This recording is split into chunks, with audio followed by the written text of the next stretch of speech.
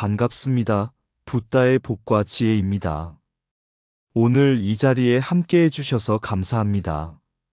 우리는 지금 부처님의 크신 자비와 지혜 속에서 보현보살의 원력과 행덕을 되새기며 참된 불법의 향기를 따라가는 여정에 서 있습니다. 보현보살은 부처님의 이덕, 장덕, 행덕을 맡으신 위대한 보살로서 지혜를 넘어서 실천으로 나아가는 길을 우리에게 보여주십니다. 그 천안통으로 중생의 선악과 업을 밝히 보시고 어지러운 세상 속에서도 한 줄기 진리의 빛으로 중생을 이끄시며 고통받는 이를 위해 몸소 찾아와 손을 내미시는 그 큰 원력은 오늘을 사는 우리에게도 깊은 울림과 깨달음을 줍니다. 이 영상에서는 보현보살을 변길보살이라도 부르고 연명보살, 상황보살이라도 부르며 그 숭고한 인연과 가르침, 그리고 실제로 나타나신 수많은 감흥의 이야기들을 통해 불법이 어떻게 삶 속에 살아 숨쉬는지를 함께 되새기고자 합니다. 부디 이 시간이 여러분 마음에 등불이 되어 참된 길을 밝히는 지혜와 자비의 힘이 되기를 발언합니다. 나무 보현보살 마하살. 자, 그럼 보현보살은 이덕과 장덕과 행덕을 맡고 있다. 그 여정을 함께 해볼까요? 보현보살의 소달구지. 옛날 인도 어느 작은 마을에 소달구지를 끄는 노승 한 분이 살고 있었습니다. 그는 매일같이 달구지에 장작을 싣고 산을 넘어 가난한 사람들에게 나누어 주며 살았지요. 날은 덥고 길은 험했지만 그는 늘 웃음을 잃지 않고 말하곤 했습니다. 이것이 내가 보현보살님께 배운 길입니다. 이 몸뚱이 말로만 불법을 외친들 무슨 소용이겠소. 움직여야 보살이 되고 실천해야 부처가 보입니다. 어느 날 노승은 길가에서 쓰러져 있는 한 병든 사냥꾼을 발견했습니다. 사냥꾼은 며칠째 굶주린 상태였고 화살에 다쳐 피를 흘리고 있었습니다. 노승은 말없이 달구지에 장작을 내려놓고 그 자리에 사냥꾼을 눕혔습니다. 그리고 자신의 곁에 있던 물과 마른 빵, 약초를 꺼내어 정성껏 치료해 주었습니다. 사냥꾼은 눈물을 흘리며 물었습니다. 스님은 왜 저를 도우시는 겁니까? 저는 평생 짐승을 죽이며 산 죄인입니다. 노승은 말없이 두 손을 합장한 채 이렇게 대답했습니다. 그대가 짐승을 쫓았듯 보현보살은 중생의 어리석음을 따라옵니다. 보현보살은 이덕으로 중생의 참된 성품을 보고 장덕으로 스스로를 낮추어 항상 중생과 함께하며 행덕으로 몸소 실천하여 괴로움을 걷어냅니다. 오늘 내가 한 일이 바로 그 가르침일 뿐이요. 그날 밤 사냥꾼은 꿈속에서 한 광대한 연꽃 위에 앉은 보현보살을 보았습니다. 보살은 말없이 미소 지으며 노승의 모습을 빌려 다가와 이렇게 말씀하셨습니다. 진리는 책 속에만 있지 않다. 진리는 발에 흙 묻힌 자의 걸음 속에 있다. 그대도 누군가의 연꽃이 될 수 있느니라. 그 후 사냥꾼은 생을 바꾸어 자신의 무기를 버리고 약초를 캐며 사람들을 도왔고 그가 죽은 뒤 마을 사람들은 그를 보현의 제자라 부르며 존경했습니다. 보현보살의 삼덕, 즉 이덕 모든 중생에게 불성이 있음을 믿는 지혜, 장덕 스스로를 낮추고 장엄한 인품으로 감싸는 품성, 행덕 말이 아니라 몸으로 실천하는 수행. 이 세 가지를 실천하는 모습을 담고 있습니다. 불법은 머리에만 머무는 것이 아니라 몸으로 행하고 가슴으로 따스히 전해야 한다는 부처님의 참뜻. 진실을 꿰뚫는 눈, 자비를 머무는 마음. 옛날 마가다국의 율수라는 이름에 수행승이 있었습니다. 그는 법에 엄격했고 잘못을 용납하지 않았으며 사람들의 허물을 낱낱이 파헤치기를 좋아했습니다. 어느 날 율수는 도둑질 혐의로 잡혀온 어린 노비를 보고 말했습니다. 이 아이는 탐심이 깊어 도둑이 되었습니다. 죄에 따라 벌을 받아야 합니다. 그때 근처에 머물고 있던 아난존자가 조용히 율수에게 다가와 말했습니다. 율수여, 천안통이란 모든 중생의 업을 꿰뚫어보는 눈이지만 그 눈은 정죄하기 위함이 아니라 그 고통의 근원을 이해하기 위한 눈이네. 아난존자는 아이를 데리고 조용히 앉아 물었습니다. 너는 왜 남의 물건을 가져갔느냐? 아이의 눈에 눈물이 고였습니다. 어머니가 병으로 쓰러져 밥을 지을 쌀이 없었습니다. 아무리 구걸해도 아무도 주지 않아 마지막으로 남의 집 쌀을 훔쳤습니다. 이를 들은 율수는 얼굴을 붉히며 고개를 숙였습니다. 그는 죄만 보았지 그 죄가 태어난 고통의 뿌리는 보지 못했던 것입니다. 아난존자는 아이에게 쌀과 약을 건네주며 말했습니다. 천안통이란 먼 곳을 보는 신통이 아니라 눈앞의 고통을 꿰뚫는 자비의 눈이란다. 그 눈은 누구를 벌하기 전에 먼저 그 영혼이 어디서 헤매고 있는지를 본다. 그날 이후 율수는 자신이 배운 율장을 다시 읽기 시작했고 그 글자 사이마다 자비와 통찰의 의미를 새롭게 새겨넣기 시작했습니다. 천안통은 단순히 과거와 미래를 꿰뚫는 눈이 아니라 그 눈으로 중생의 고통의 인연을 보고 그를 향한 자비의 행동으로 나아가는 보살의 실천입니다. 부처님께서 천안통을 말씀하신 이유는 너는 죄인이다를 말하기 위함이 아니라 너의 고통을 안다. 그러니 함께 벗어나자고 말씀하기 위함이었습니다.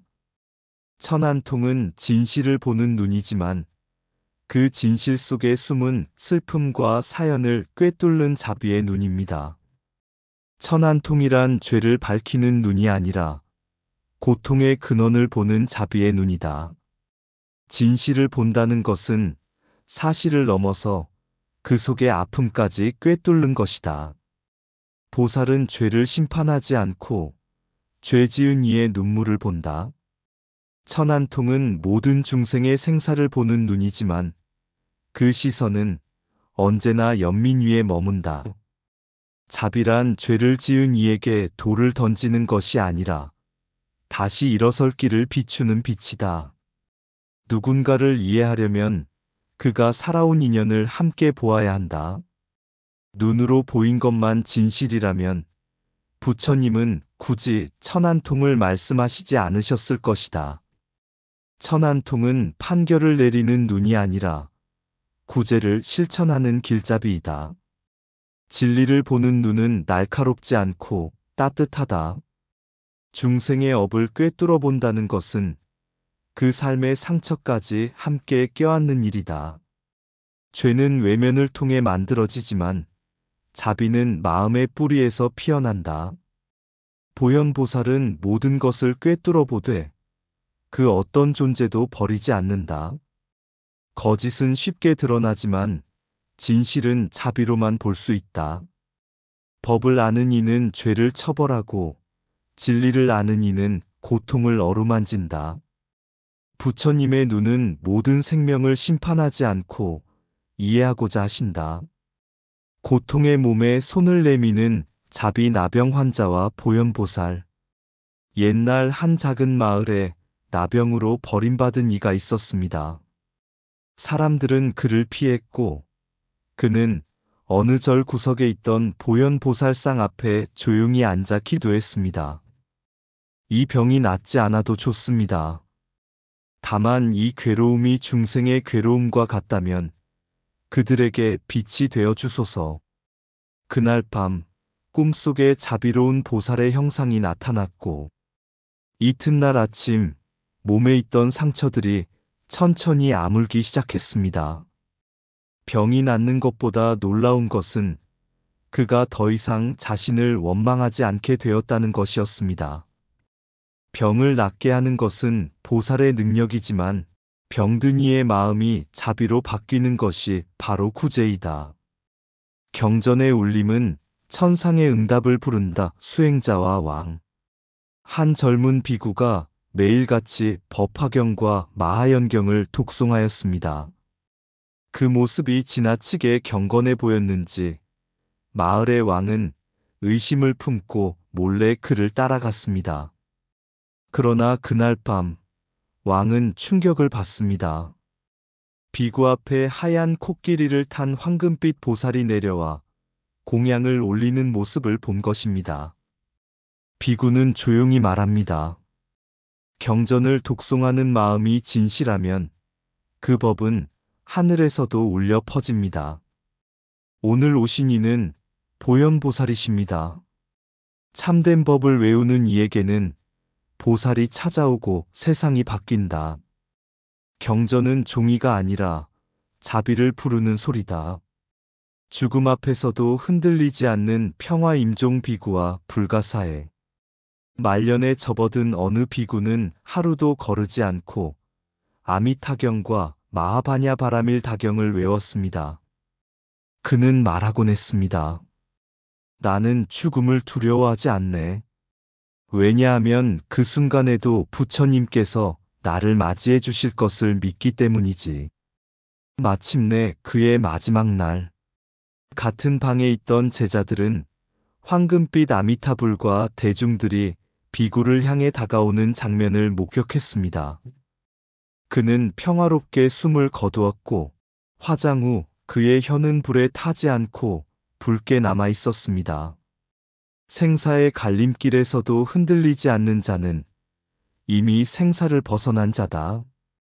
정법의 독송은 죽음을 공포가 아닌 귀의로 바꾼다. 세 이야기 모두는 보현보살의 신통력이 중심에 있지만 그보다 중요한 것은 중생 스스로가 부처님 법에 귀의하며 마음을 돌리는 그 순간입니다. 그 순간 보살은 나타나고 법은 이루어지며 고통은 자비로 전환됩니다. 자비는 고통을 없애는 것이 아니라 고통 속에서도 빛을 잃지 않게 한다. 보살은 멀리 있지 않다. 일심으로 부르면 이미 그 마음 속에 와 계신다. 진정한 병의 치유는 육신이 아니라 마음의 원망이 사라질 때 이루어진다. 하심하고 경전을 독송하는 자에게 하늘도 고개를 숙인다. 법을 따르는 자는 눈에 보이지 않아도 보현보살의 손길을 느낄 수 있다. 경전의 한 구절이라도 믿음으로 읽으면 그 한 구절이 길이 된다. 보현보살은 신통으로 돕지만 그 문을 여는 열쇠는 오직 일심이다. 죽음을 두려워하는 자는 이미 생사를 초월한 법의 자리에 선 자다. 부처님의 이름을 부르는 순간 그 마음은 이미 정토의 언덕을 밟고 있다.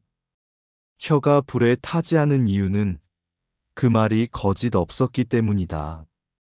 경전은 글자가 아니라 중생을 깨우는 부처님의 소리다.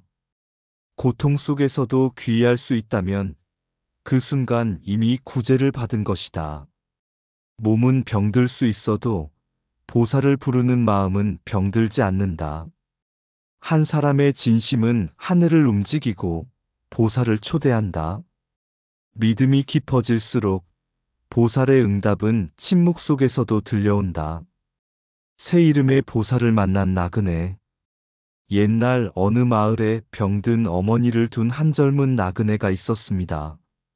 그는 어머니의 병을 고치기 위해 세상 모든 약을 구하러 떠났습니다. 걷고 걷던 그 길에서 세 명의 수행자를 만났습니다. 첫째는 온화한 눈빛으로 말을 걸었습니다. 나는 변길보살이라 하오.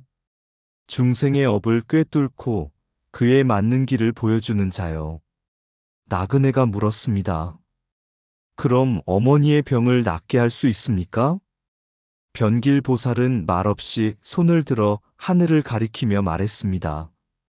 인연이 익으면 병은 떠나고 덕은 남는 법.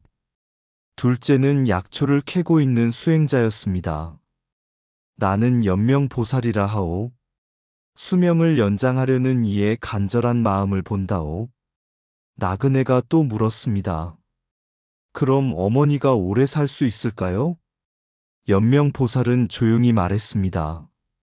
삶을 연장하는 것은 숨이 아니라 사랑이요. 셋째는 연못을 청소하고 있던 수행자였습니다. 나는 상황보살이라 하오. 중생이 악업을 짓지 않도록 도와주는 자요. 그는 나그네에게 미소 지으며 물었습니다. 당신은 어머니를 위해 떠났지만 길 위에서 누구를 도왔소? 나그네는 그제야 자신이 이기심에 눈이 멀어 길에서 만난 병자도 굶주린 아이도 모른 채 했음을 깨달았습니다. 그날 밤 나그네는 꿈을 꾸었습니다.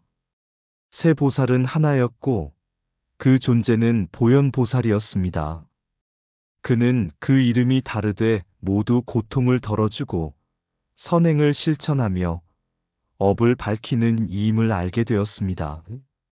그가 돌아왔을 때 어머니의 병은 놀랍게도 나아 있었고 그의 마음속에도 새 길이 열려 있었습니다.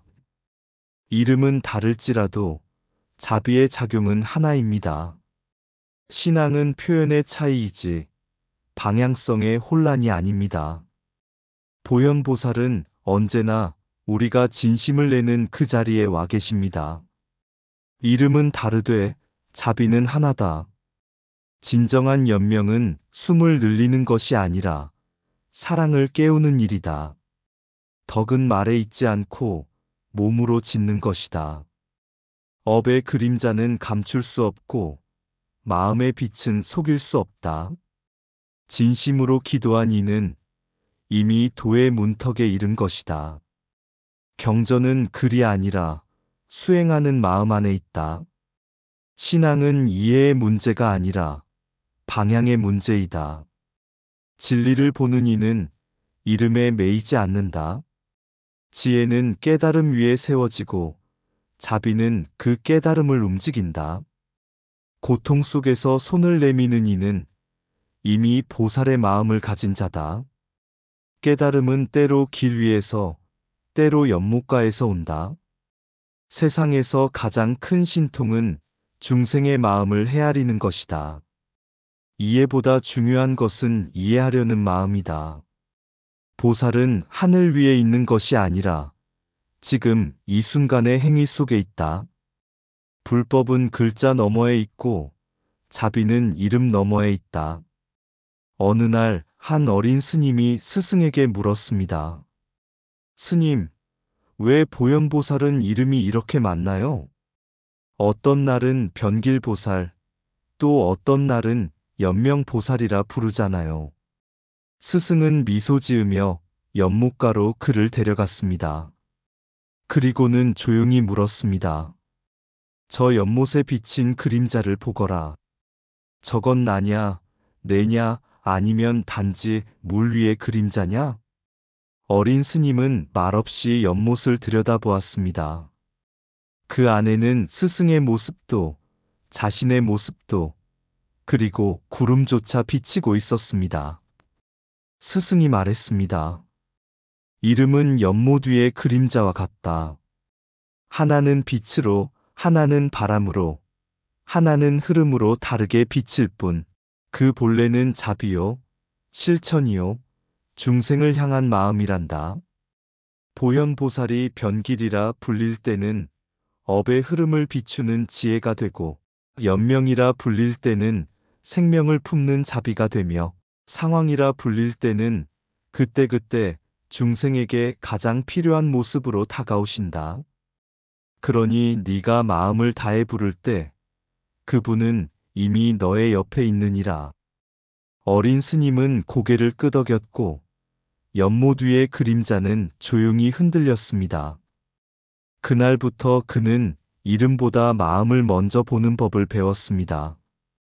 이름은 바뀌어도 자비는 변치 않습니다. 그 자비가 언제나 중생 곁에 머무르기를. 화엄경의 정신으로부터 보현의 빛. 이름마다 다른 얼굴로 다가와도 그 본질은 늘 한결같으니 보현의 자비는 바람처럼 부드럽고 연명처럼 생명을 품네. 변길의 손길 닿는 곳마다 고통은 물러가고 희망이 싹트니 그대 마음속 어둠과 번뇌도 언젠가 빛으로 거듭나리라. 천 한 통의 눈으로 바라보면 모든 생명은 하나의 바다, 모난업과 선행 모두 품으며 지혜의 등불 밝혀주느니 이름을 넘어 그 뜻을 보라. 보현보살은 바로 너의 마음속 깊은 자비와 끈기 어린 실천이니 그 길을 따라 걸으면 곧 깨달음이라. 이상 붓다의 복과 지혜였습니다. 오늘도 복지구족한 날 되세요. 구독과 좋아요는 붓다의 복과 지혜를 밝히는 큰 자비의 등불이 됩니다.